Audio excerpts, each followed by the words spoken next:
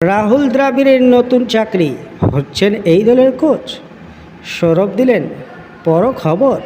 বন্ধুরা, রাহুল দ্রাবিড় যিনি প্রাক্তন ভারতীয় কোচ ছিলেন এবং সেই রাহুল দ্রাবিড় নাকি নতুন চাকরি পাইতে চলেছেন।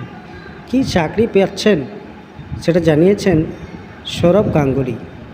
আসুন জেনে নেওয়া যাক। তার পূর্বে জানিয়ে রাখি, চ্যানেলে নতুন হয়ে থাকলে চ্যানেলটিকে সাবস্ক্রাইব করে আমাদের পাশে থাকবেন। বন্ধুরা, টি-20 বিশ্বকাপ শেষ হওয়ার পর তিনি মজা করে বলেছিলেন, আমি আজ থেকে আবার বেকার, কাজ খুঁজতে হবে। রাহুল দ্রাবিড় এবার কিন্তু নতুন চাকরি পেয়ে গেলেন, খবর এমনটাই পাওয়া যাচ্ছে।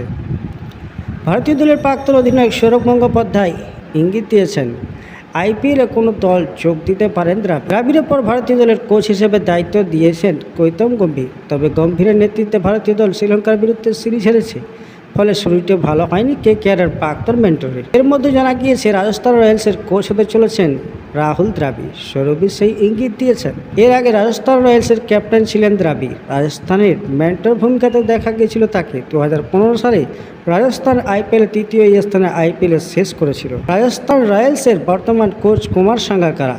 জানা যাচ্ছে তাকে সাদা বলের ক্রিকেটের জন্য কোচ হিসেবে চাইছে ইংল্যান্ড এবং ওয়াইল্ডস ক্রিকেট বোর্ড। সাঙ্গাকারার চেয়ারেই বসতে পারেন দ্রাবিড়।